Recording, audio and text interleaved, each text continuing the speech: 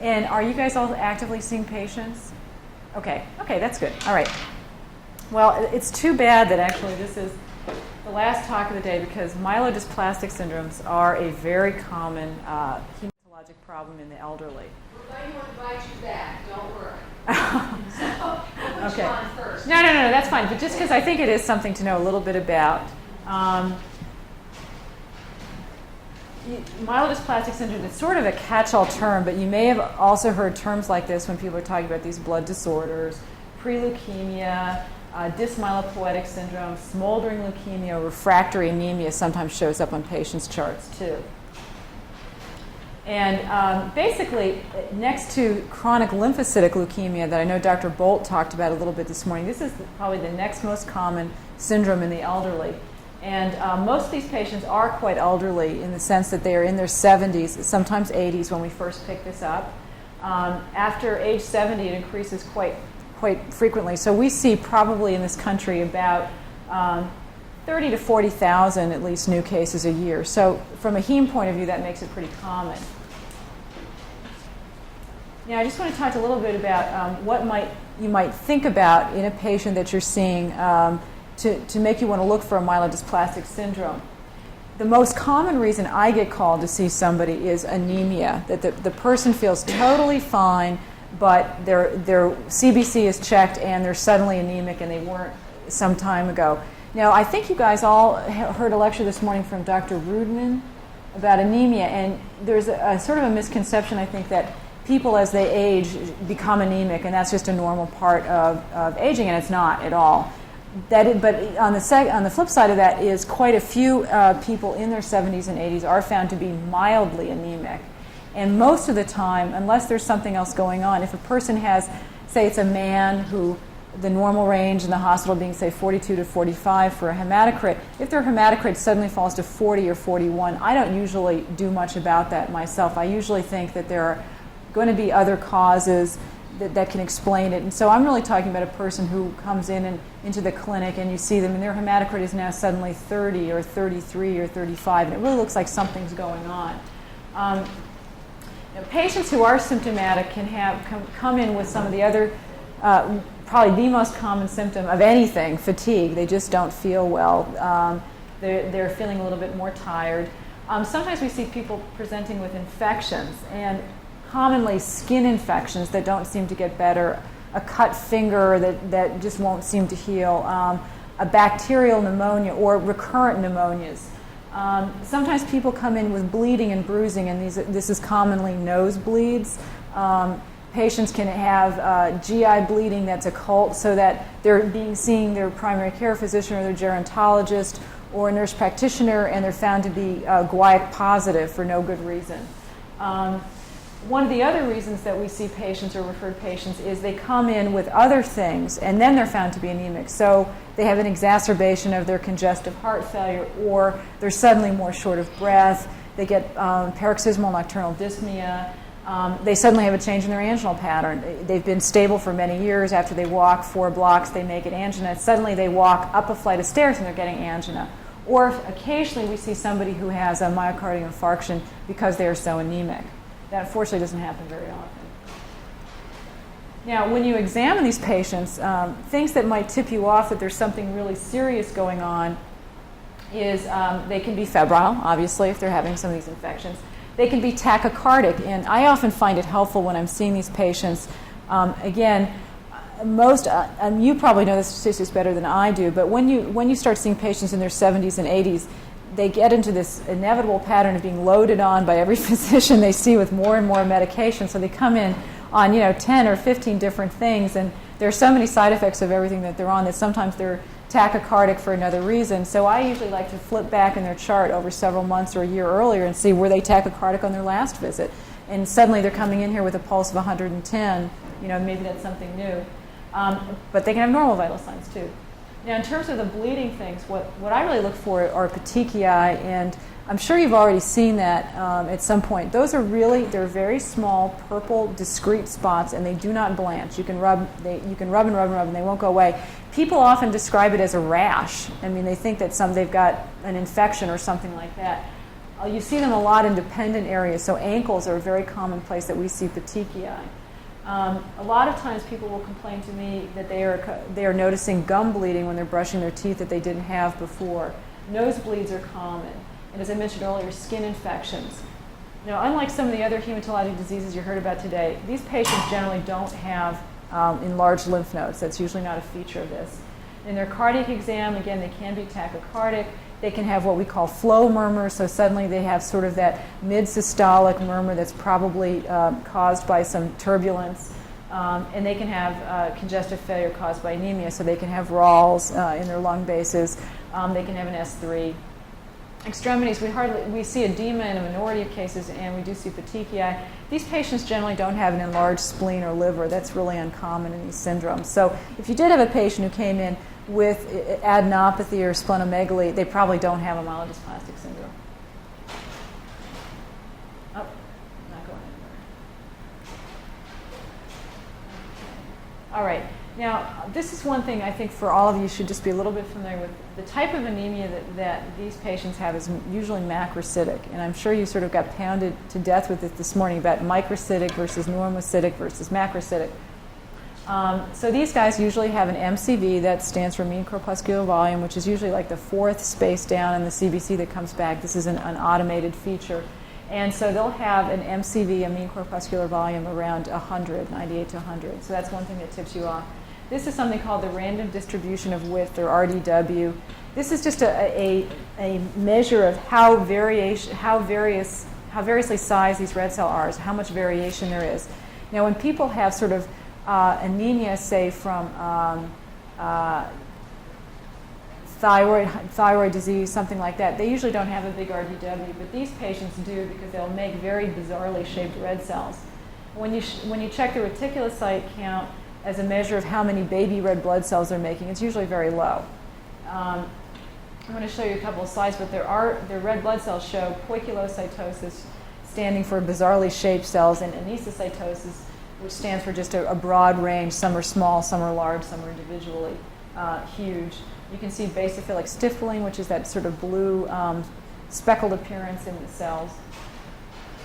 Now, there are types of these myelodysplastic syndromes that give you what are called dimorphic populations. That is a mixture of both small and large cells. And occasionally you can see some nucleated red blood cells coming out of the bone marrow.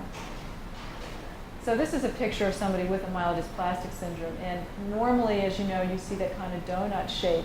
And here you can sort of get the sense that there are some of these cells that are a little bit funny shaped. That may not be quite in focus. But they're a little bit longer, and here's sort of a fragment of a cell. And here's a little tiny weenie cell. Here's another weird shaped cell. And you can see if you sort of take a broad overview of the slide, there's a lot of variation in both the size and the shapes of these cells. And that's really pretty distinctive for a myelodysplastic syndrome. And this is a patient who has a severe myelodysplastic syndrome. I think you can really tell how abnormal these cells are. There are these really strange little cells. It looks like this one's swimming. This one's all sort of a skate-shaped or kite-shaped. And if you take a close-up, you can see that some of these cells look more normal, look sort of like the disc that you expect to see, where there's some of them really bizarre. And this is what really I mean by a dimorphic population, two different strange populations. Okay, now in terms of the white cells, these patients are often neutropenic when they come in. And the white cells can be funny. They can be, instead of the nice little pink specks you see in the neutrophils and the polys, you tend to see no granules. And the polys themselves, you remember sort of the sausage links that you see in the neutrophils, like 3 or 4 different segmentations. And they will have very few in this disease. Neutropenia is seen in 60% of patients, and they have this Pelger-Hewitt anomaly that I'll show you. Occasionally, patients will come in with real blasts in their peripheral smear, and that the technologist will pick up and report back to you. Okay. And this is a picture of what I mean by some of these funny neutrophils. I hope you all have a sense in your mind of what a neutrophil looks like, but here's one of these guys. This is a Pelger-Hewitt, and they have just 2 nuclei that are kind of connected usually by a thin little cytoplasmic bridge, and they're usually very hypogranular instead of nice speckles. Now this one is very abnormal. This just has a single nucleus. So you can tell if you saw something like that in a blood smear, that's very abnormal. These are more like giant neutrophils. Again, they're kind of hypogranular, hyposegmented, and that would tick you off that there's something going on. And finally, platelets. Most of these patients are thrombocytopenic. Some of them will have giant platelets, and some of them will have very pale, weird-looking platelets. And another way we sometimes pick up myelodysplastic syndromes is patients are sent for an operative procedure and their bleeding time comes back abnormal. And these platelets, even if they're normal in number, they can just not function correctly. Now, it's, as in all of these things, when a patient comes in with a macrocytic anemia, there's a whole number of things to think about. Now, I'm sure, I don't know what your experience has been, but one of the big things that in gerontology you always don't want to miss because it's so treatable and patients feel so bad with it is hypothyroidism. And there's a whole feeling that we underdiagnose hypothyroidism quite a bit in older people. We just don't think about it enough. And this can be a clue that their hypothyroid is a macrocytic anemia. All the things I've listed on the slide can cause it. So when I see a patient who has a macrocytic anemia, even though I may think that they have a myelodysplastic syndrome, I always send off a TSH on them, a thyroid stimulating hormone, and check their thyroid functions. Now, alcohol. Very often, sort of occult alcoholism is a big issue in the older population, especially people living alone. They don't like to talk about it a lot, and you will miss it if you don't think about it. But alcohol, not through liver disease, but alcohol per se can cause macrocytosis, thrombocytopenia, and leukopenia. So it's something I always think about. Liver disease can cause a macrocytosis. Patients who have an enlarged spleen for another reason can have low platelets and low white count too. There's so many medications I can think of that can cause macrocytosis. Some of the chemotherapy agents that I'm involved with, for example, there's some drugs called methotrexate or Cytoxan that patients may get for rheumatoid arthritis that can cause a macrocytosis. There's many medications that can cause leukopenia. All sorts of antibiotics can cause that. Gold in patients who have rheumatoid arthritis. I mean, there's so many, I can't even think of about them all. A lot of the cardiac antiarrhythmics can, quinidine, procaine, lots of them. So you always should think about medications. And finally, the two everybody thinks about with macrocytic anemia would be folate and B12 deficiency. And those are actually pretty rare. You don't really pick up that many people at all with those. But they're good to think about it and check for. Okay. Now, when you do a bone marrow biopsy on these patients, and what I would hope would happen is if you do see a person with macrocytic anemia, make sure that somebody is working that up. And usually as part of it, if all those other things come back normal, if we're sure that it's not medications, that they're not drinking, that their B12 and folate is normal, what we will do is a bone marrow biopsy. And these are, everybody I think always groans when you think about, how do you interpret a bone marrow biopsy, but one of the rules of thumb when you're thinking about how many blood cells should be in it is normally as you get older, you get more fat replacement. It doesn't matter if you're thin or fat, you just get more fat there.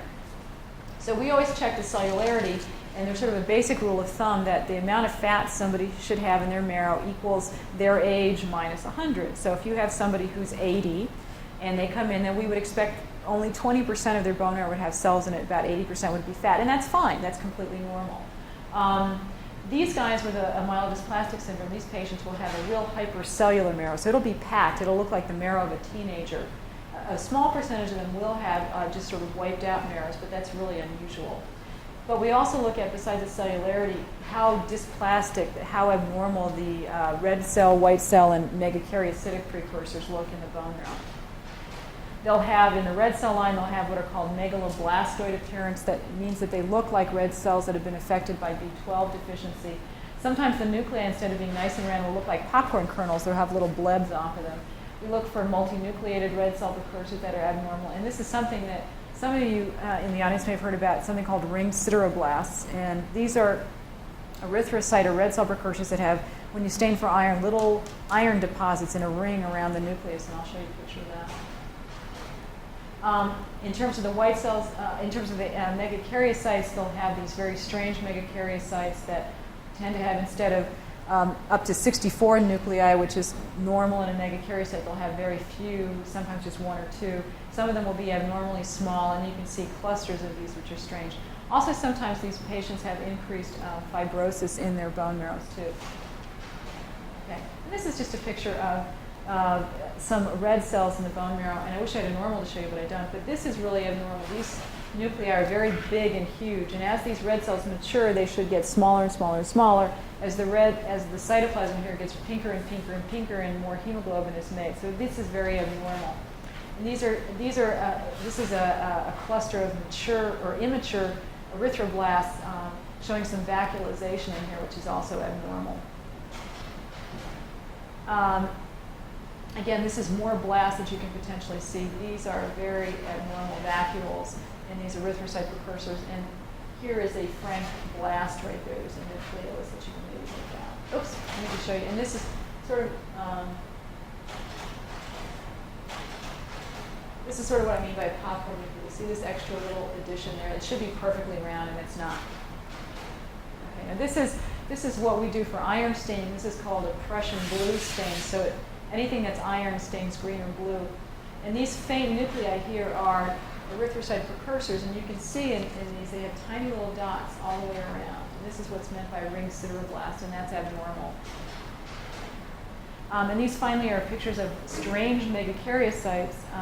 As I said, normal megakaryocytes will have up to 64 nuclei that just keep on multiplying inside the cell, and this one has one.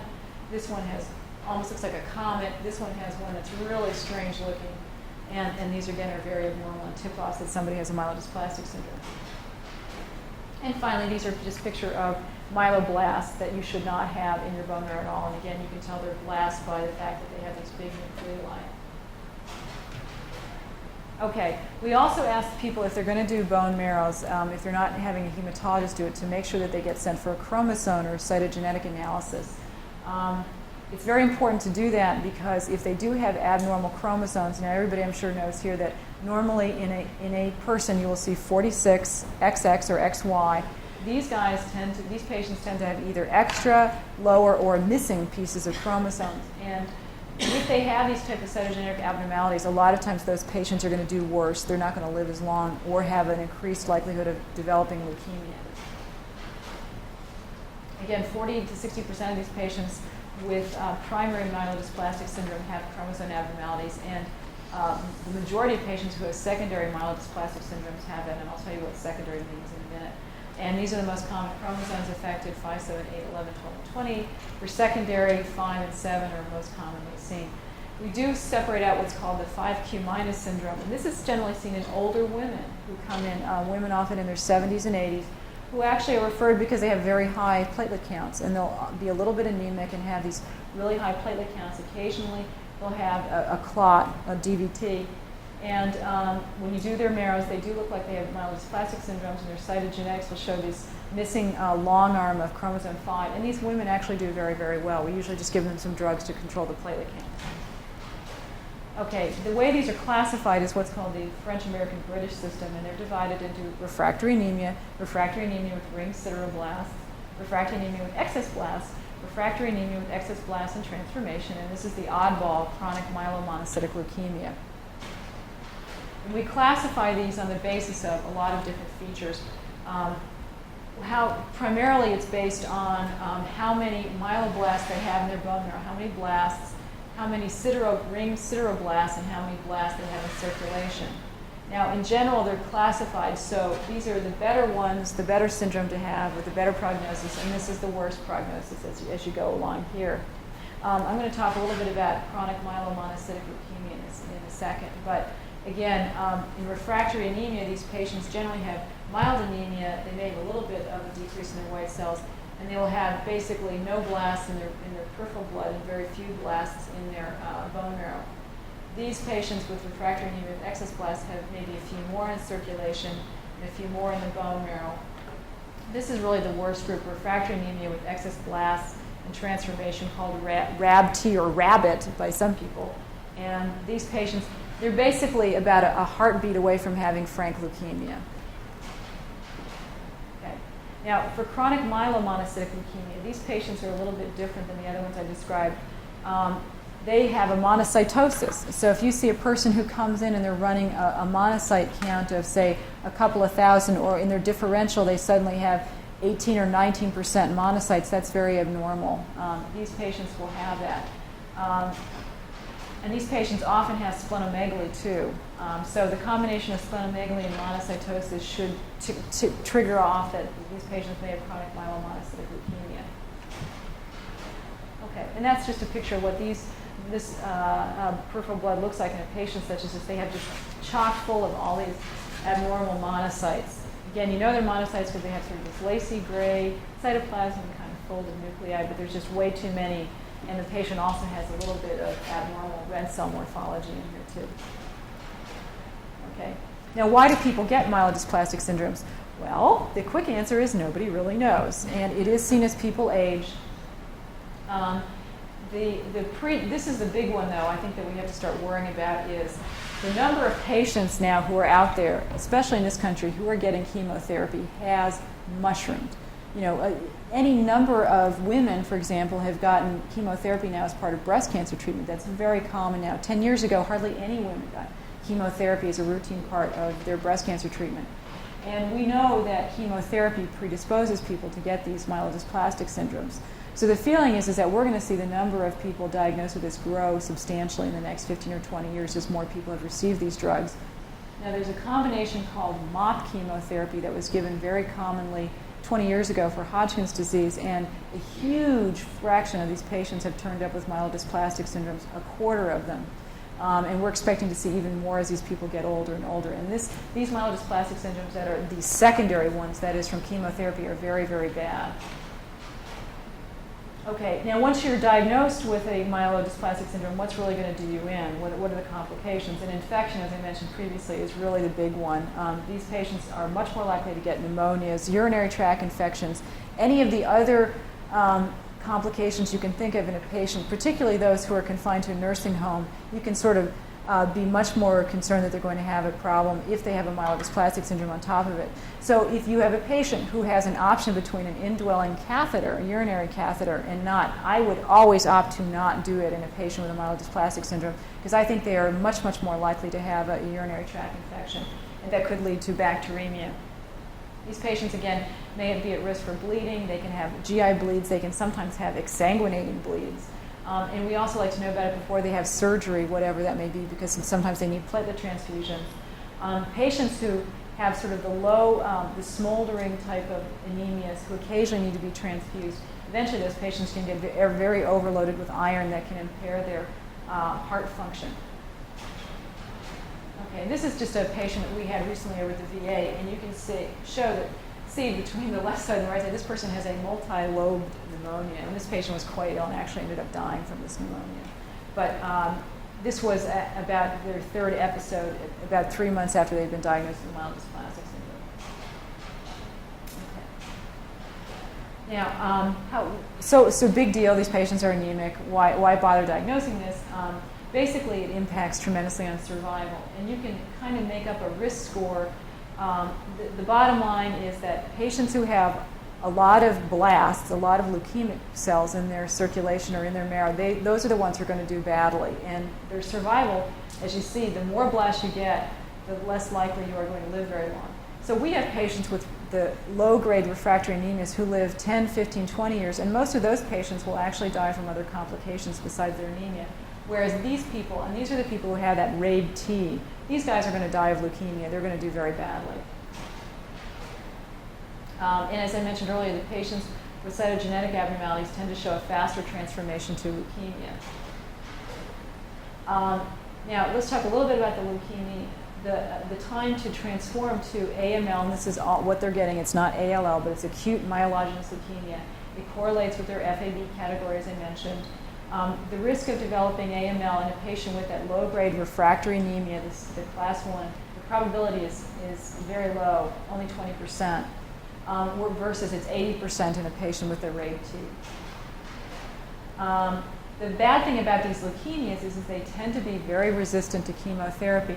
Now these days, and I'm sure Dr. Bolt mentioned this to you, we actually have a good shot at curing people with leukemia, much more so than we did 15 years ago. But these patients, when they get leukemia, it's very difficult to treat. And these patients tend to have other problems. They may have diabetes. They may have chronic obstructive lung disease. They may already have had angina, or have coronary artery disease, liver disease. These patients are very ill and they're very difficult to treat. However, having said that, if you have the right patient, some of them I think should be offered chemotherapy because they do have a chance of going into remission. And as always with any type of cancer treatment, if you can put the patient on a study that's looking at the best way to treat these patients, I always advocate that. But just as an example, I have a gentleman right now at the VA who's 72 years old, who came in with acute leukemia developing out of myelodysplastic syndrome, and he is finished a round of chemotherapy, and he currently has no platelets, no white cells. He's 104 degrees, he's on multiple antibiotics, and we're hoping that his marrow will grow back in healthy. But you can imagine that's a big strain on a person, and if you don't have a healthy elderly person, they're not going to make it through it, really. And even having said that, the mortality is quite high when you're doing this type of therapy. But it still, I think, is appropriate for selected patients, and you're going to sit down with a patient and their family and decide if they're really up to it.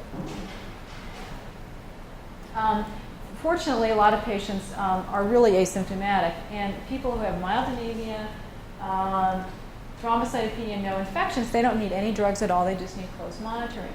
A lot of times patients ask me, well, can I take vitamins? Will I get better? Shouldn't I be on antibiotics? Shouldn't I get blood transfusions? And actually, you probably won't benefit them from doing these things if they are already feeling fine.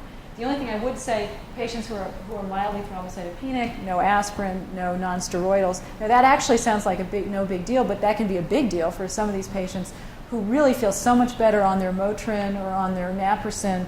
So I usually sort of have a fine line. It depends on how they're feeling. If a person has a platelet count above 50,000, I usually don't worry too much if they're otherwise feeling well, if they really need to take their arthritis medications. Now, some patients really do benefit from transfusion, and that there isn't sort of a magic number that you have to transfuse at. It sort of depends on how the patient is feeling. And if a person also has bad lung disease, bad heart disease, the time that I'll transfuse them is a lot lower. The risks of transfusion are really basically giving them too much iron. You can cause them to have antibodies, antibodies against blood cells, what's called alloimmunization. But a lot of these patients, again, only need to be sporadically transfused. The only other issue in transfusion that you may have heard about, because it's starting to hit the media, is there a risk of suppressing the immune system by transfusions? And that's really not well known yet. There were a couple of small papers, actually, that patients who received blood transfusions were more likely to develop cancer. And that's been circulating, particularly by the erythropoietin reps. They would like you to read all those papers. And I have to say, my feeling about that right now is it's very interesting, but nobody has really come out and proved that a blood transfusion is going to kill you and give you cancer, but patients will ask about that. And also, I should mention just briefly, what's the risk of AIDS these days in terms of transfusion, because my patients always ask me.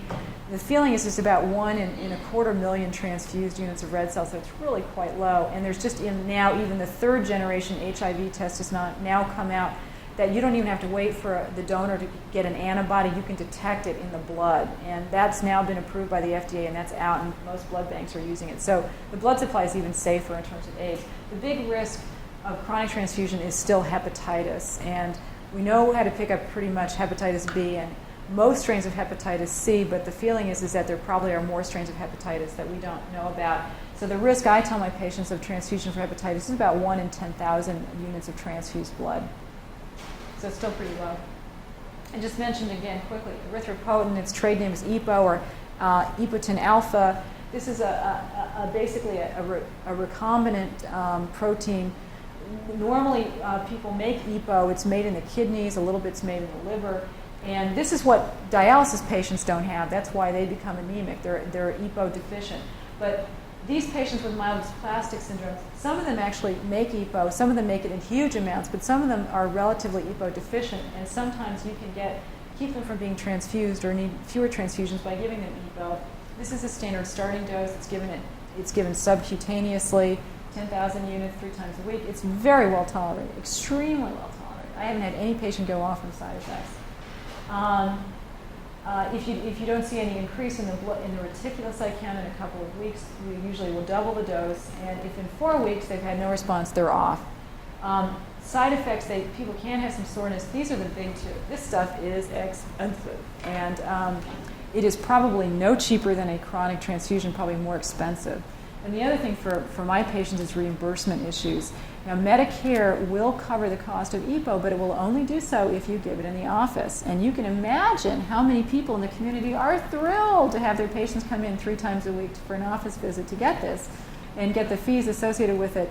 It would make much more sense for the government to say, why don't you just reimburse it if they use it at home? Because most of my patients are quite capable of giving themselves their injections, but right now we can't do that. They can only get it covered by Medicare if they come into the office. So that to me is a real drawback, and I will not put patients on it just for that reason, that they don't need to schlep back and forth 3 times a week for this. It's much faster for them. They can come in once every 2 months for a transfusion. It's probably just as fine.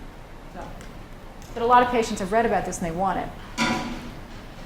Now, neutropenia, if patients are really neutropenic, if they don't develop infections, there's no need to treat it. I always stress good health measures, make sure that patients get a flu shot every year. If they haven't had a pneumovax in the last 5 or 10 years, I usually ask that they get one again. So in some patients who really do have chronic infections, sometimes prophylactic antibiotics are good. And I do have patients, usually what we choose are things that tend to be helpful with low side effect profiles, and that'll be drugs like Cipro, we use a lot. Occasionally we'll use Bactrim as a prophylactic antibiotic. And in some patients it really does help keep them out of the hospital. We also do use growth factors, occasionally Neupogen or Leukine are the trade names. Again, they may be helpful in patients with really recurrent serious infections that's putting them back in the hospital. There was some early data when these growth factors first came out now it's been about 10 years, that some of these patients actually looked like they went to develop leukemia faster if they got these drugs, and maybe that was a growth factor for leukemia cells. But I think a lot of people don't believe that that's really true. Again, the same risks these patients actually can feel some bone discomfort sometimes when they're taking these injections, and that can be problematic for older people. Again, it's the reimbursement issue. This stuff is about $250 a day. At a therapeutic dose. So, and again, they cannot get it reimbursed unless they come into the clinic, unless they've got great health insurance. So that's another problem. Again, the growth factors, and this is true for the EPOGEN 2, it's only temporary. It only works as long as they stay on it. And in some patients, it doesn't work at all, and their neutropenia will return. Now, older treatments that used to be given for these myelodysplastic syndromes, steroids used to be given, which we think is actually the wrong thing to do because it just makes them more likely to have infections. Sometimes you used to see patients getting subcutaneous Ara-C, which is a chemotherapy agent, and I've occasionally seen people wandering insulin. That's really been discredited. It really doesn't help at all, and it probably makes people sicker, actually. If they are thrombocytopenic, as I mentioned, mild thrombocytopenia, no treatment. If they're less than 50,000, I usually tell them to avoid aspirins or nonsteroidals. Occasionally, like those ladies I mentioned with the 5q- syndrome, will need aspirin or a drug called Hydrea to help reduce their platelet count, to keep them from having blood clots. We do have patients who sometimes need chronic platelet transfusions if their platelets are running less than about 20,000. Platelet transfusions, unfortunately, as I'm sure you've all had experience with them, they do not last very long. Usually patients get a couple of days out of them. So once a patient is getting to need platelet transfusions, usually they're quite seriously ill. Newer therapies include bone marrow transplantation, which may be appropriate in a younger person. Our cutoff is usually about 55 to 60. Even though this may sound like a horrible thing to send somebody for, if you do have a patient with one of those leukemias, they're not going to live very long. And the chances of them going in remission is far less than 50%. It's usually about 20%. So we actually have had pretty good luck with patients here in our bone marrow transplant program with myelodysplastic syndromes, and about 40 to 50% of these patients seem to be cured. Ultimately, it's a big price tag for it, but they do seem to be cured. Again, these patients tend to die of either leukemia, infection, or hemorrhage. In the lower grade myelodysplastic syndromes, most of the deaths are from non-hematologic causes, from other things that they're having. Okay. I just wanted to mention briefly the secondary myelodysplastic syndromes again. I think that we're going to see more of these in the future. Unfortunately, as I mentioned, certain chemotherapy regimens are particularly involved. As bad as some of these myelodysplastic syndromes are, the secondary ones are worse. And unfortunately, we see people who are 20 years old walking with these. And they are very refractory to any sort of standard leukemia treatment. they much more likely are expected to transform. And so the treatment of choice, especially in younger patients, for the secondary ones is bone marrow transplant. There's nothing else that we can do for them. Okay. And again, most of these patients have cytogenetic abnormalities, and the treatment of choice is allogeneic, that is getting marrow from somebody else. And there's actually a young woman right now over at Methodist Hospital that we treated about 3 years ago for Hodgkin's disease, and she now has leukemia related to her previous chemotherapy, and that's really tragic, but so far we don't know how to prevent that from happening. So. Okay, any questions at all? Is everybody like dead, crawling, limping out of here now? Well, fortunately, the fiesta celebration is very close by. It looks like all the tents are going on. It looks like there are a lot of ethical issues here, too. Yeah, I think so. Especially once a patient really develops leukemia, it is the hardest thing for a family to do, in my experience, is really to say no, just like anything else. And what I try to do is if they want to, if they really want to, is to help them do that. Because I think in the majority of cases, particularly people who have other health problems, it's really rough. I mean, I told you about the gentleman I have right now at the VA. It's really rough to get them through this treatment. And it sounds like, well, how can I deny my husband, my uncle, my father this potentially life-saving treatment? And I think you can help them do that by trying to really give them a very clear picture of what's involved. Now, if somebody really wants to do that, I am more than happy to. I try to, for any of these very serious illnesses, as soon as I am treating the patient, sit down with them right up front and talk about living wills, talk about my threshold for withholding life support if they're interested in. I try to always have my patients have a document for medical power of attorney that they've given to their spouse or their children, because that is so important. And the last thing we want is for a patient to end up on a ventilator, stuck in an ICU for weeks and weeks with something not good happening to them. So, yeah, that's true. Any other questions and all that? Is radiation predisposed to it, or just chemotherapy? Well, it's thought to be mostly chemotherapy. Radiation toxicity in big doses, it's more likely